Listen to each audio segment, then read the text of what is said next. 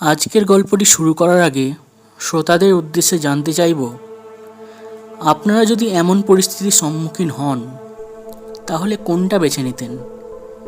আপনার জীবন নাকি আপনার প্রেম? গল্পটি শোনার পর আপনাদের মতামত কমেন্টের মাধ্যমে জানাতে পারেন। এখন শুরু করছি আজকের গল্প, স্বপনচারিণী। গল্পের লেখক সৌরভ নস্কর, গল্প পাঠে সৌরভ ও আরাধনা।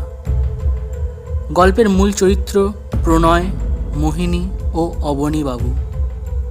প্রণয় ও অবনীবাবুর কণ্ঠে আমি সৌরভ, মোহিনীর কণ্ঠে আরাধনা। শুরু করছি আজকের গল্প, স্বপনচারিণী। আজ বহুদিন পর আবার লিখতে বসলাম। তবে আজ যা লিখতে বসেছি এটা মুখে বললে কেউ বিশ্বাস করবে না, কেউ না। কিন্তু আমার গা থেকে বেরোনো এই লাশ পোড়ার গন্ধ, এটা তো মিথ্যে নয়। আজ আমার এই শেষ লেখাটা লিখে আপাতত খাতা পেন তুলে রেখে আমাকে বেরিয়ে যেতে হবে তার সাথে। সে এখন আমার ঘরে আমার জন্যে অপেক্ষা করছে। তাকে যে কথা দিয়ে ফেলেছি, তবে লেখা আমার কোনো দিনই থামবে না। ঘটনাটা একটু আগে থেকেই বলি।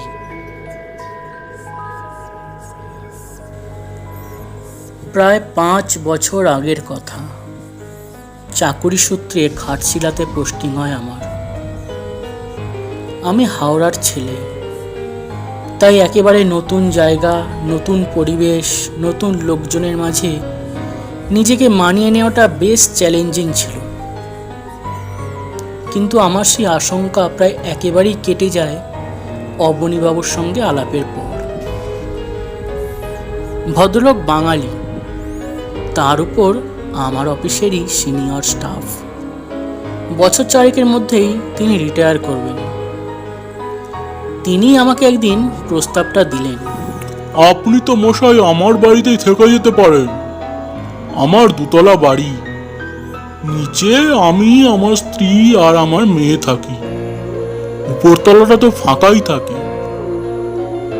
আপনি মেষ বাড়িতে যে ভাড়া দিয়ে থাকতেন সেই ভাড়াই না হয় আমাকে দেবেন। আপনাকে যে কি বলে ধন্যবাদ দেব, আপনি তো আমার এক ভারী দুশ্চিন্তা দূর করলেন। সত্যি ওই মেস বাড়িতে থাকতে আমার বেশ অসুবিধা হচ্ছিল। তবে একটা কথা, উপরতলার একটি ঘর শুধু আপনাকে দিতে পারবো না। ওই ঘরটি আমার মেয়ে মোহিনীর পড়ার ঘর। ও মাঝে মাঝে ওই ঘরে গান বাজনাও করে। আপনার কি তাতে খুব অসুবিধা হবে? না না, একদমই না। গান বাজনা তো আমার ভালোই লাগে।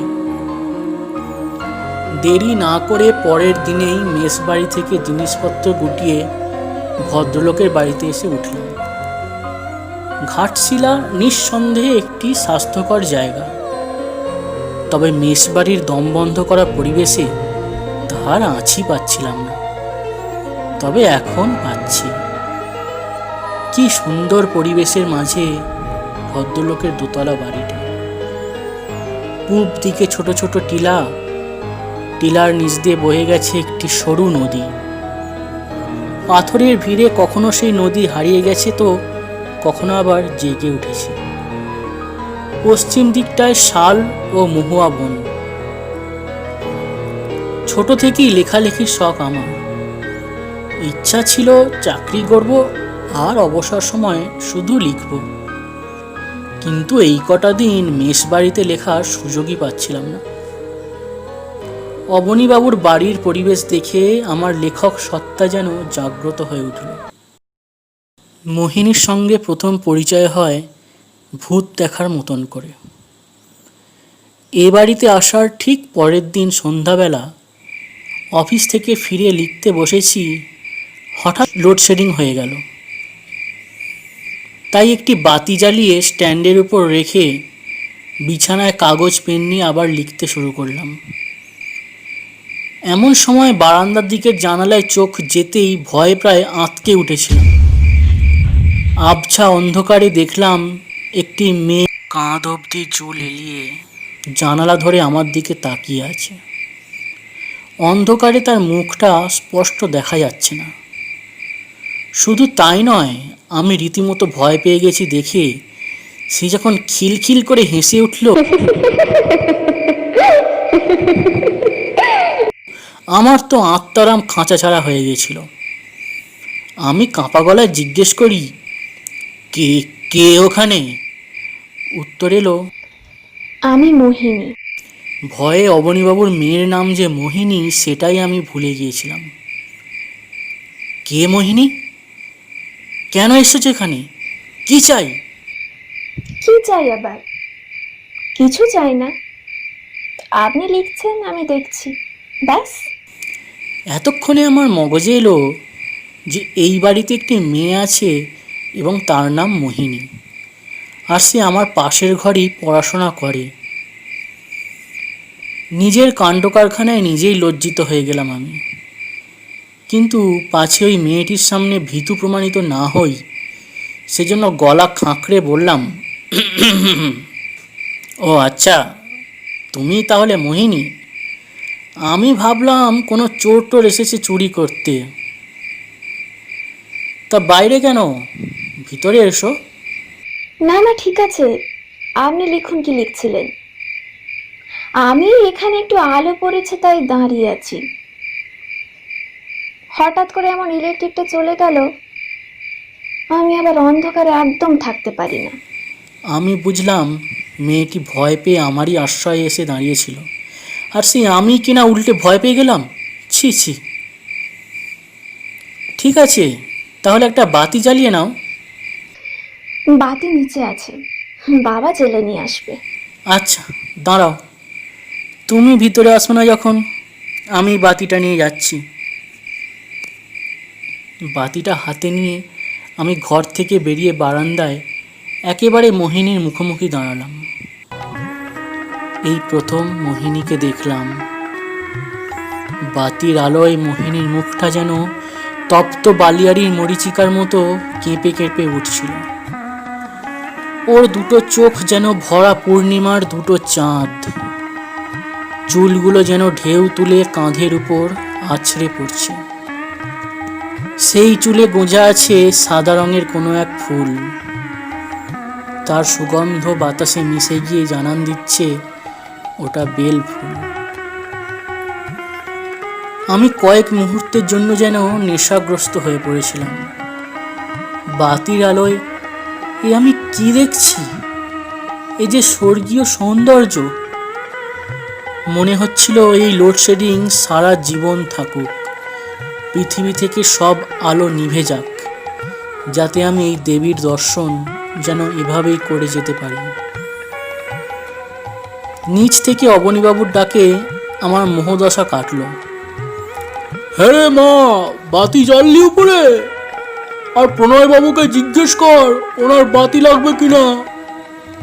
না বাবা, আমার ঘরে বাতি নেই, তুমি নিয়ে এসো। এই যে, আরে ও প্রণয় বাবু, আপনার বাতি লাগবে কিনা বাবাকে বলে দিন চেঁচিয়ে। হ্যাঁ হ্যাঁ হ্যাঁ, এই যে বলছি। না কাকু, আমার বাতি আছে, লাগবে না। আপনি কি জেগে জেগে ধ্যান করেন নাকি? কই না তো। না তো? তাহলে এতক্ষণ হিপনোটাইজডের মতো দাঁড়িয়েছিলেন কেন? কথা বলতে শেখেননি নাকি? চুপচাপ দাঁড়িয়েছিলেন যে? না আসলে, হ্যাঁ, না মানে। আচ্ছা বুঝেছি, আর না হ্যাঁ করতে হবে না। কি বুঝেছেন? কিছু না। একদিন অফিস থেকে বাড়ি ফেরার সময় দূর থেকে একটি রবীন্দ্রসঙ্গীত শুনতে পাচ্ছিলাম। চাঁদের হাসির বাঁধ ভেঙেছে, উছলে পড়ে আলো, ও রজনী গন্ধা তোমার গন্ধ সুধা ঢালো, চাঁদের হাসির বাঁধ ভেঙেছে। আমার পথ চলা সাময়িক থমকে গিয়েছিল। রবীন্দ্রসঙ্গীত তো এর আগে কতবার শুনেছি, কিন্তু শাল মহুয়ার জঙ্গলে দাঁড়িয়ে দূর থেকে এমন মিষ্টি কণ্ঠে রবীন্দ্রসঙ্গীত শোনার অভিজ্ঞতা আগে হয়নি। অবনীবাবু বললেন, ওই শোনো, আমার মেয়ে রবীন্দ্রসঙ্গীত গাইছে। আমি জিজ্ঞেস করলাম, ও কি রবীন্দ্রসঙ্গীত শিখত কোথাও? আরে শিখতো কি বলছো, ও তো সদ্য বিশ্বভারতী থেকে রবীন্দ্রসঙ্গীতে মাস্টার্স করে এলো। এছাড়া সাহিত্যের প্রতি ওর একটা অনুরাগ রয়েছে ছোট থেকেই। গান ছাড়াও আবৃত্তি, নাট্যপাঠ, গল্প পাঠেও ও সমান পারদর্শী। বাড়ি যখন পৌঁছলাম তখন বেশ সন্ধে হয়ে এসেছে। পূর্ণিমার চাঁদ উঠেছে টিলার মাথায়।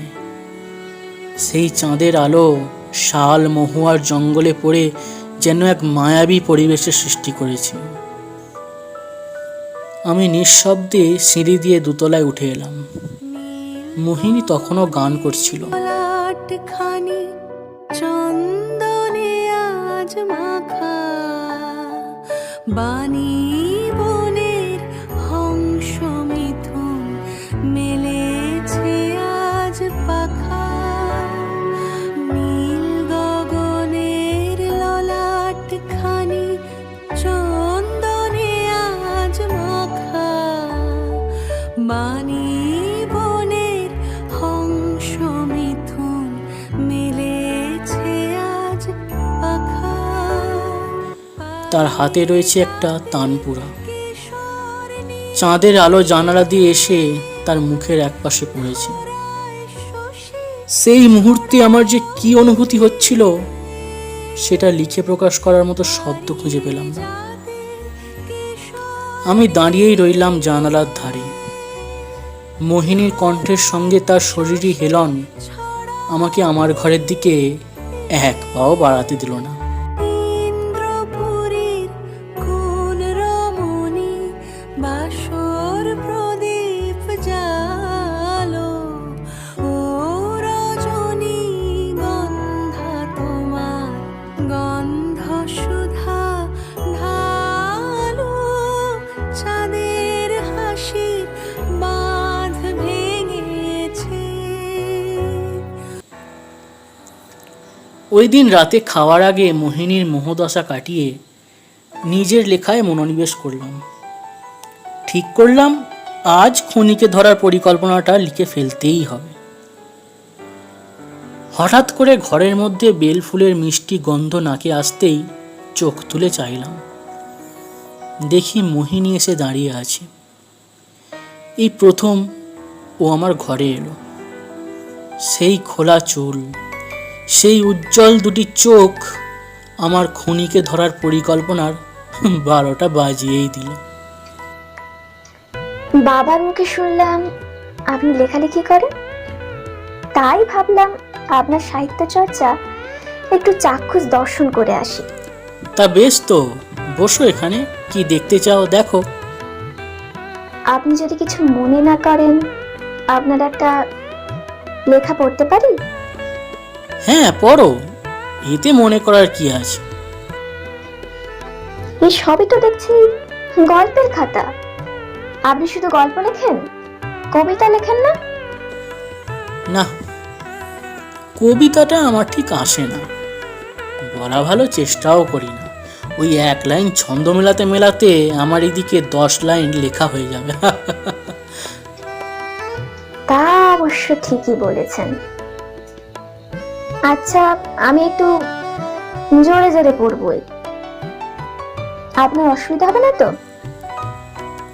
একদমই না, আমিও তো শুনে দেখি আমার গল্পগুলো শুনতে কেমন লাগে। মোহিনী আমার একটা লেখা গল্পের খাতা খুলে পড়তে লাগলো।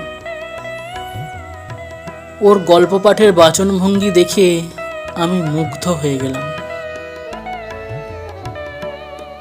বাহ বাহ, এটা কি লিখেছেন বিনয় বাবু? আপনি এত প্রেম আর দরদ দিয়ে লিখেছেন যে এই দেখুন আমার দশা, মোহিনীর দু চোখের দিকে তাকালাম। ওর ভেজা চোখের পাতা দুটি আলিঙ্গন করতেই চোখ বেয়ে জল গড়িয়ে পড়ল। এতদিন আমি শুধু লিখেই গেছি, কিন্তু সেই লেখার মর্মার্থ আমি সেই দিন প্রথম দেখলাম মোহিনীর চোখে। ও উঠে পড়ল, দরজার কাছে গিয়ে একবার থমকে দাঁড়িয়ে জিজ্ঞেস করলো, আমার গান কেমন লাগলো কিছু বললেন না তো? এবার থেকে জানালার বাইরে না দাঁড়িয়ে ভেতরে এসে আমার গান শুনবেন, ঠিক আছে?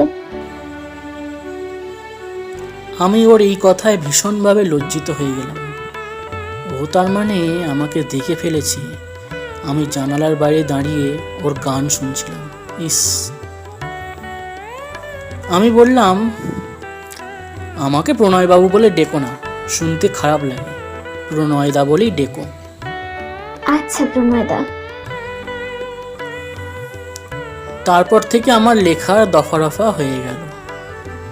সন্ধেবেলা অফিস থেকে ফিরলেই মোহিনী চলে আসতো আমার ঘরে গল্প পড়ার জন্য। ও আমার সামনে বসে থাকলে গল্প লেখা আমার পক্ষে সম্ভব নয়, তাই আমিও বিছানায় শরীর এলিয়ে দিয়ে ওর গল্প পড়া শুনতাম। ওর গলায় গল্প পড়া শুনতে শুনতে আমার এমনই নেশা হয়ে গিয়েছিল যে সকালে ঘুম থেকে ওঠার পর কখন সন্ধ্যা হবে সেই আশায় বসে থাকতাম। জানি না কি এমন আছে ওর গলায়, একটা আলাদা আকর্ষণ, আলাদা অনুভূতির স্বাদ পেতাম আমি। ধীরে ধীরে আমি লেখক থেকে শ্রোতা হয়ে গেলাম আর ও হয়ে গেল পাঠিকা। আমি ওর কাছে আপনি থেকে তুমি হয়ে গেলাম। আমাদের এই শ্রোতা পাঠিকা ব্যাপারটা একটা রুটিনের মতো হয়ে গেল। কোনোদিন চা বানিয়ে বা কোনোদিন ঝালমুড়ি বানিয়ে নিয়ে ও আমার ঘরে চলে আসতো। ব্যাপারটা ওর বাবা মায়ের যে নজরে পড়েনি তা নয়, তবে ওনারা এটাকে স্বাভাবিকভাবেই নিয়েছেন। ওনারা সত্যি বড্ড ভালো মানুষ। একদিন মোহিনী গল্প পড়তে পড়তে হঠাৎ করেই একটা প্রশ্ন করে বসলো। তার নাম কি? আমি অবাক হয়ে বললাম, কার নাম? তোমার গল্পের নায়িকা। আমার গল্পের নায়িকা? সে আবার কি? আমার থেকে লুকোতে পারবে না প্রণয়দা। তোমার গল্পের মধ্যে এত প্রেম, এত দরদ কোথা থেকে আসে সে কি আমি বুঝি না? তোমার গল্পে প্রেম, দুঃখ, দারিদ্র্য, খুন, রহস্য, ভয় সব ফুটিয়ে তোলো। একটা জিনিস কমন থাকেই, সেটা হচ্ছে প্রেম। বলো না প্রণয়দা, কি নাম তার? এই দেখো, মেয়ের কথা শোনো। এ তোমার ভুল ধারণা মোহিনী। দেখো, জীবনে কেউ থাকলেই যে প্রেমের গল্প লেখা যায় আর না থাকলে লেখা যায় না, এ ধারণা তোমার ভুল। সত্যি আমার জীবনে কেউ ছিল না। কেউ থাকলেই বরং এত কিছু লিখতে পারতাম না। আমি এখন আর কিছু লিখতে পারছি দেখছো? মানে এখন কেন লিখতে পারছো না? ও কিছু না, এমনি। না বলো, কেন লিখতে পারছো না এখন? ও আচ্ছা, বুঝেছি। আমি যদি প্রতিদিন গল্প পড়তে চলে আসি তাহলে তুমি লিখবেই বা কি করে? সত্যিই তো। ঠিক আছে, আমি তাহলে আর আসবো না। তুমি আবার লেখা স্টার্ট করো প্রণয়দা। আমি একবারও বলেছি সে কথা? তুমি যেমনটা আসো তেমনটা আসবে, ঠিক আছে? কিছুদিন পর থেকে টের পেলাম জীবনটা কোনো এক অদৃশ্য মাকড়সার জালে যেন জড়িয়ে যাচ্ছে।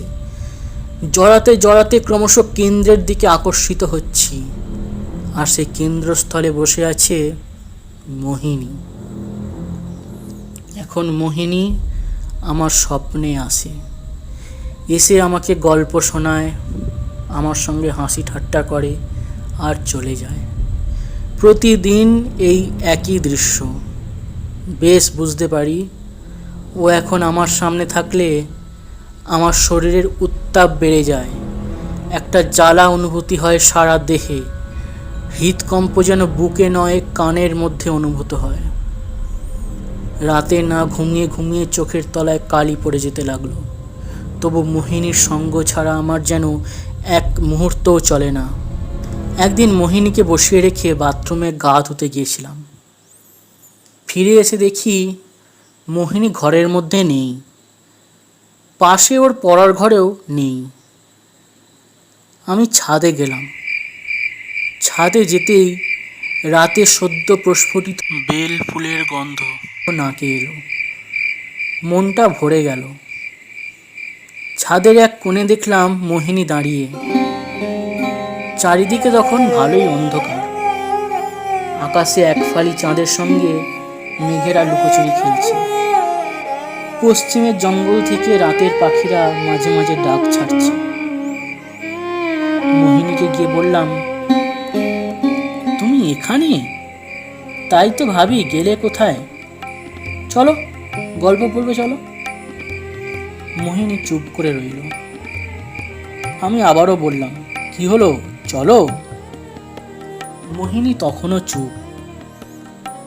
আরে চুপ করে আছো কেন? কি হলো কি তোমার? কিছু হয়নি, শুধু ভাবছি আয়নাতে নিজেকে এত সুন্দরী কখনো মনে হয়নি যতটা সুন্দরী তুমি বানিয়েছো আমাকে। তোমার এটা পার্সোনাল ডায়েরি জানলে কখনোই খুলতাম না, কিন্তু গল্পের খাতার মধ্যে এটাকেও গল্প ভেবে পড়তে গিয়ে নিজেকে আবিষ্কার করলাম। আমার চোখ, নাক, ঠোঁট, চুল যে এত সুন্দর তোমার লেখা না পড়লে জানতেই পারতাম না। সত্যি নিজেকে এইভাবে কখনো দেখিনি।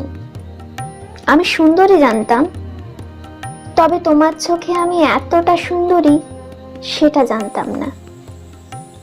দেখলাম মোহিনীর হাতে আমার নীল মলাটের পার্সোনাল ডায়েরিটা রয়েছে। ডায়েরিটা ওর হাত থেকে নিয়ে ফিরে যেতে গেলাম, মোহিনী পিছন থেকে আমার হাতটা টেনে ধরল। এ কি করছো? পাগলামো করো না মোহিনী। পাগলামো আমি করছি প্রণয়দা? তুমি করনি? আমার জবাব দেওয়ার কিছুই ছিল না, তাই চুপ করে রইলাম। আমাকে যেতে দাও মোহিনী, আর তুমিও ঘরে যাও। এবারে মোহিনী পিছন থেকে আমাকে জড়িয়ে ধরে বলল, কোথাও যাব না আমি তোমাকে ছেড়ে। তুমি আমাকে বাঁচাও প্রণয়দা। এই আবার কি সমস্ত কথা? বাঁচাবো মানে? তুমি জানো না আমার বিয়ে ঠিক হয়ে গেছে। বাবা কাউকেই এখনো শোনায়নি এ কথা। তোমাদের অফিসের বসের ছেলের সাথে আমার সম্বন্ধ করেছে বাবা। আমারও এই বিয়েতে মত ছিল, কিন্তু তোমার সঙ্গে যেদিন থেকে মিশলাম, বিশ্বাস করো আমি আর দ্বিতীয় কোনো পুরুষকে আমার জীবনে কল্পনা করতে পারিনি, কারণ তোমাকে আমি ভালোবেসে ফেলেছি। বাবা আমার সম্মতি নিয়েই বসকে জানিয়েছে। এখন আমি বাবাকে এ কথা কি করে জানাই বলো? হ্যাঁ, তো আমি কি করতে পারি? তুমি পারো প্রণয়দা, তুমি পারো বাবাকে বলে রাজি করাতে। কি রাজি করাবো তোমার বাবাকে? কেন? তুমি যে আমাকে ভালোবাসো, আমাকে বিয়ে করতে চাও, এ কথা বলতে পারবে না আমার বাবাকে? তা হয় না মোহিনী। তোমার বাবা বলতে গেলে আমাকে তোমাদের বাড়িতে আশ্রয় দিয়েছেন, আর আমি কিনা সেই সুযোগ নিয়ে এই কাজ করব? এ হয় না মোহিনী। আর তুমি আমাকে কতটাই বা চেনো?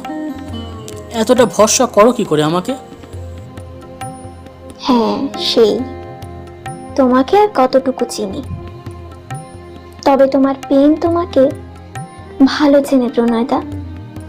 মধু তো মৌচাক থেকেই বার হয়, বোলতার চাক থেকে তো নয়। তোমার লেখা পড়ার পর তোমাকে কি চেনা খুব জরুরি প্রণয়দা? আমার মধ্যে সৃষ্টি হওয়া যে আগুনকে এতদিন নিভিয়ে রেখেছিলাম, আজ মোহিনীর এমন কাতর আলিঙ্গনে সেই আগুনে যেন ঘি পড়ল। ঘুরে দাঁড়ালাম ওর দিকে, তারপর এক হেঁচকায় ওকে আমার বুকে টেনে নিয়ে দু হাতের বাঁধনে ওকে শক্ত করে চেপে ধরলাম। মনে মনে বললাম, তোমাকেও যে আমি খুব ভালোবেসে ফেলেছি। মোহিনীর বিয়ে আটকানোর কোনো অধিকার নেই আমার। মোহিনীকে ছাড়া ওই বাড়িতে থাকাও আমার পক্ষে সম্ভব হবে না। ওর বিয়ের পর ওই বাড়ি ছাড়াটা দৃষ্টিকটু হবে। তাই সিদ্ধান্ত নিলাম ওর বিয়ের আগেই ওই বাড়ি ছেড়ে দেব আমি। এই মাকড়সার জাল কেটে নিজেকে বের করে আনাটা সত্যি খুব দরকার ছিল। আমার লেখার কাজটা আবার মন দিয়ে শুরু করতে হবে। একদিন অবনীবাবুকে জানালাম, এখানে আমার শরীর টিকছে না, আমার স্বাস্থ্যের দিন দিন অবনতি হচ্ছে। এই দেখুন কেমন চোখের তলায় কালি পড়ে গেছে, গলার হাড় বেরিয়ে এসেছে। আমার এই স্থান বদলানো দরকার। অবনীবাবু আমার শরীরের অবস্থা দেখে আর আপত্তি করলেন না। এখন নিরালা আমার আর ভালো লাগে না, তাই আবারও শহুরে ঘিঞ্জি পরিবেশে একটা ঘর ভাড়া নিলাম। অবনীবাবুদের বাড়ি থেকে অনেক অনেক দূরে। আমি বাড়ি ছেড়ে দেব শোনার পর শেষ 3 দিন মোহিনী আমার মুখ দেখেনি, তাই চলে আসার দিন ওকে বলে আসতে পারিনি। কয়েক মাস পরেই মোহিনীর বিয়ে হয়। অবনীবাবু আমাকে নিমন্ত্রণ করেছিলেন, কিন্তু বিয়ের একদিন আগে থেকেই শরীর খারাপের অজুহাতে আমি অফিসে যাইনি, তাই বিয়েতে যাবার প্রশ্নই ওঠে না। তারপর সেই খাতা পেন তুলে রেখেছিলাম, আজ আবার বের করলাম এই ঘটনাটা লিখে রাখার জন্য। যদিও লেখা এখনো বাকি। এ তো গেল আমার অতীত, এখন বর্তমানের কথায় আসি। কদিন ধরে মোহিনী আবার আমার স্বপ্নে আসছে। আমার যে গল্পগুলো ওর পড়া হয়নি ওগুলো পড়ার বায়না করছে ও। আমি ওকে তাড়িয়ে দিই, তবু আসে। একদিন ও আমার একটা গল্পের খাতা বের করে পড়তে লাগলো, কিন্তু যে কণ্ঠে আমি একদিন পাগল ছিলাম সেই কণ্ঠে আমার সেদিন যেন কান ফেটে যেতে লাগলো। কি অদ্ভুত সেই গলার আওয়াজ, কিছুটা কাঁপা, কিছুটা অস্পষ্ট। মনে হলো যেন গভীর কোনো কুয়োর ভিতর থেকে সেই আওয়াজ আসছে।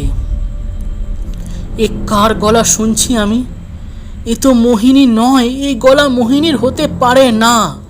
আমি অজান্তেই চিৎকার করে বললাম, কে তুমি? পরক্ষণেই হুঁশ ফিরতে মনে হলো আমি কাকে কি জিজ্ঞেস করছি। কোথায় মোহিনী আর কোথায় আমি? এ তো একটা স্বপ্ন মাত্র। কিন্তু না, ওটা যে স্বপ্ন নয় সেটা বুঝতে পারলাম বেল ফুলের গন্ধে। তারপরে শুনতে পেলাম, রুমেদা, আমাকে চিনতে পারছো না? আমি মোহিনী গো, তোমার মোহিনী। দেখলাম কাঁধ পর্যন্ত খোলা চুলে মোহিনী এসে দাঁড়ালো আমার সামনে। তুমি এখানে কি করছো? আর তুমি এলেই বা কি করে? তুমি তো আমার বাড়ির ঠিকানা জানো না মোহিনী। ঠিকানা সেসব আজ এখন জানতে লাগে। কিন্তু তোমার গলার এমন অবস্থা হলো কি করে মোহিনী? ঠান্ডা লেগেছে? কি বললে? ঠান্ডা? না না, ঠান্ডা লাগেনি। ওসব ছাড়ো, কতদিন তোমার গল্প পড়িনি? আর কি নতুন গল্প লিখলে দেখি? না, আর কোনো গল্প লিখিনি আমি। দেখো মোহিনী, তুমি এই গভীর রাতে আমার বাড়িতে এসে ঠিক করনি একদম। তোমার শ্বশুর বাড়ির লোক জানতে পারলে কি হবে বলো তো? জানুক, সবাই জানুক, তাতে আমার কিচ্ছু যায় আসে না। আমি এখন তোমার পাশে বসে গল্প পড়বো আর তুমি শুনবে। মোহিনী তার সে বিকট গলায় আবার গল্প পড়তে শুরু করলো। আমি সহ্য না করতে পেরে 2 হাত দিয়ে আমার 2 কান চেপে ধরলাম। চুপ করো তুমি মোহিনী, চুপ করো, তোমার এই গলা আমি চিনি না। কি হয়েছে বলো তোমার মোহিনী, খুলে বলো আমাকে। তার আগে তুমি কথা দাও, আমি যা যা বলবো তা শোনার পর তুমি আমাকে ছেড়ে আর যাবে না। কথা দাও প্রণাদা, কথা দাও। তোমাকে ছেড়ে আমি খুব কষ্টে আছি। আচ্ছা, কথা দিলাম, এবারে বলো। শোনো তবে, আমার বিয়ে 6 মাস পরে জানতে পারি বসের ছেলের আর একটি স্ত্রী রয়েছে। তারপর থেকে এই নিয়ে খুব অশান্তি চলতে থাকে আমাদের মধ্যে। বাবা মাকেও একথা জানাই, কিন্তু সব ঠিক হয়ে যাবে এই আশায় ওরা আমাকে শ্বশুর বাড়িতে থেকে যেতে বলে। দিনের পর দিন শুরু হয় আমার উপর অত্যাচার। আমার গান বাজনা বন্ধ করে দেয় ওরা। মার খেতে খেতে সারা শরীরে কালশিটে পড়ে গেছে। দেখো, কষ্টের কথা শোনার কেউ নেই। বাড়িতে ফোন করতে দিত না, ফোন কেড়ে নিল। তোমায় খুব মনে পড়তো, যদি তুমি পাশে থাকতে। একদিন রাত্রিবেলা তো গলাটাই কেটে বস্তায় ভরে আমাকে ফেলে দিল কুয়োর জলে। আসলে বড্ড বেশি জ্বালাচ্ছিলাম ওদের। মোহিনীর কথাগুলো শুনে সেই দিন আমি যা কেঁদেছিলাম, আমার জ্ঞান তো অত আমি কোনো দিনই কাঁদিনি। তুমি বেঁচে ফিরলে কি করে? জমির দুয়ারে পাঠিয়ে দিয়েছিল আমায়, সেখান থেকে বেঁচে ফিরবে কি করে? তার মানে? তার মানে এটাই যে তুমি যাকে দেখছো সে তোমার মোহিনী নয়, সে মোহিনীর। থাক থাক, ও কথা বলো না তুমি, আমি সইতে পারবো না। তুমি আমার সেই মোহিনী আছো আর থাকবে। এখন আফসোস করে লাভ নেই, তোমাকে তো আর জীবিত ফিরে পাবো না। এখন আমাকে কি করতে হবে বলো মোহিনী? তুমি কাল সকালে আমার বাড়িতে খবর দাও, তারপর থানাকে জানিয়ে পুলিশ নিয়ে ওই শয়তানের বাড়িতে যাও। ওদের কুয়োতে আমাকে পাবে। তারপর আমার দেহটার সৎকার করে আবার এখানেই ফিরে এসো। তুমি কিন্তু আমাকে কথা দিয়েছো প্রণয়দা, যে তুমি আমাকে ছেড়ে যাবে না। মনে আছে আমার, তোমাকে একবার ছেড়ে আমি ভুল করেছিলাম। আর নয়, সে তুমি যেই হও না কেন। পরের দিন সকালে মোহিনীর বাড়ির উদ্দেশ্যে রওনা হলাম, কিন্তু পথেই অভিনববাবুর সঙ্গে দেখা হলো। আরে প্রণয় যে এদিকে, কোথায়? আপনার বাড়িতে যাচ্ছিলাম কাকু। আচ্ছা বেশ, চলো তাহলে। কতদিন পর আমাদের বাড়িতে আসছো। না কাকু, এখন আর আপনার বাড়ি গেলে হবে না। আমাদের একটা বড় কাজ করতে হবে, শাস্তি দিতে হবে ওই শয়তানদের। ওদের একটাকেও আমি ছাড়বো না। এ তুমি কি বলছো? আমি তো কিছুই বুঝছি না। থানায় চলুন কাকু, যেতে যেতে সব বলছি। আপনি শুধু নিজেকে সামলে রাখুন। থানা থেকে একজন অফিসার ও 4 জন কনস্টেবল নিয়ে মোহিনী শ্বশুরবাড়িতে হাজির হলাম আমরা।